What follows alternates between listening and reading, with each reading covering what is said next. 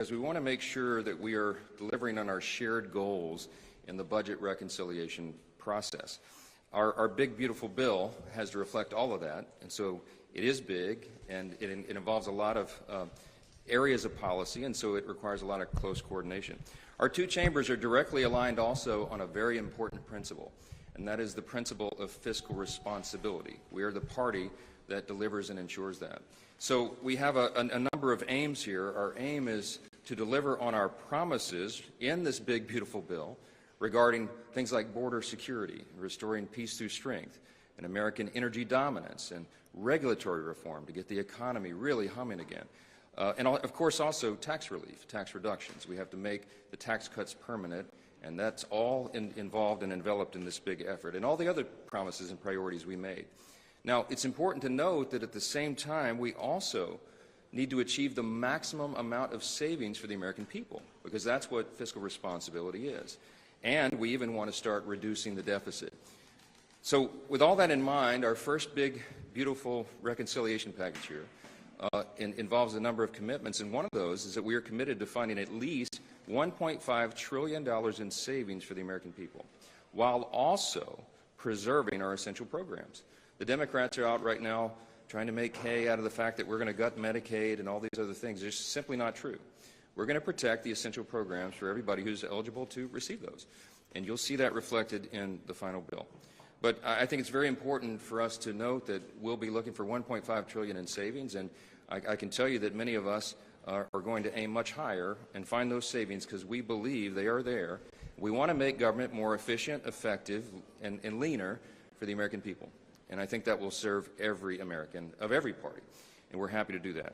This morning, we'll take the next big step in that process, and I just want to say I'm very happy to have our partners in the Senate working so closely with us as one team, one unified team, which is very important for us to deliver on all these objectives. And I can't tell you how much I thank Senate Majority Leader Thune for his principled, steady leadership and his resolve through this entire process, and I'm delighted to yield the podium to him next. Thank you.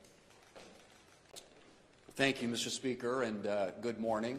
A lot of work been going on here the last few days, but what I can tell you is that I think, as you know, last week that there were 51 Senate Republicans that passed a budget resolution that seeks to accomplish all the things that the Speaker outlined. We are all aligned on the need to make the 2017 Trump tax cuts permanent, to restore American energy dominance, to grow our economy, and to make a generational investment in our border security, and also make sure that we are ready militarily to deal with any of the threats that the country faces around the world.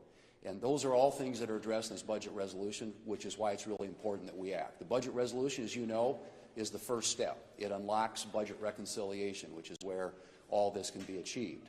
But one of the principal objectives in our budget resolution and in the House's, as outlined by the Speaker, is spending cuts. We have got to do something to get the country on a more sustainable fiscal path, and that entails us taking a hard scrub of our government, figuring out where we can find those savings. And our ambition in the Senate is we are aligned with the House in terms of what their budget resolution outlined in terms of savings. The Speaker's talked about $1.5 trillion. We have a lot of United States senators who believe that is a minimum. And we're certainly going to do everything we can to be as aggressive as possible to see that we are serious about the matter, not only of making our federal government more fiscally sustainable, but also deficit reduction, which is critical to a lot of our members in the Senate, and I know to his members in the House.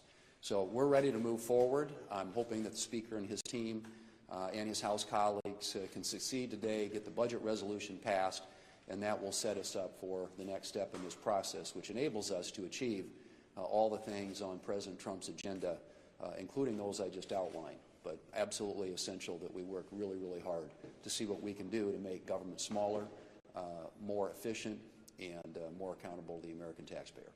Thank you. Thanks so much. Thanks. Find the cuts. How did you make this case? Thank you, guys.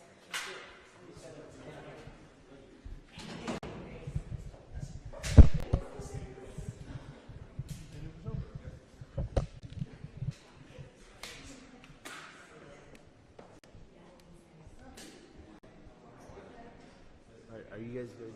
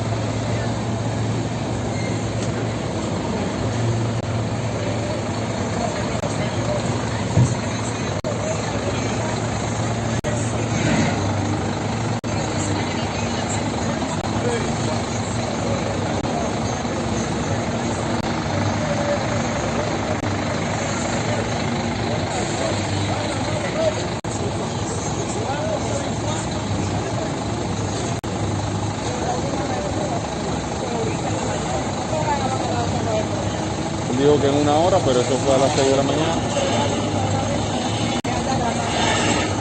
Porque hay que estar pendiente con los para allá.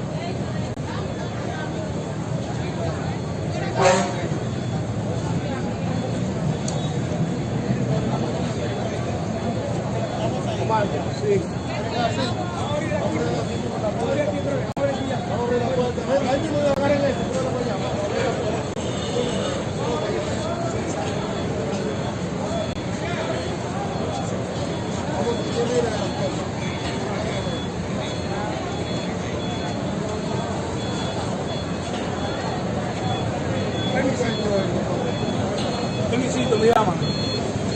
¿Qué es el ¿Qué es el paso?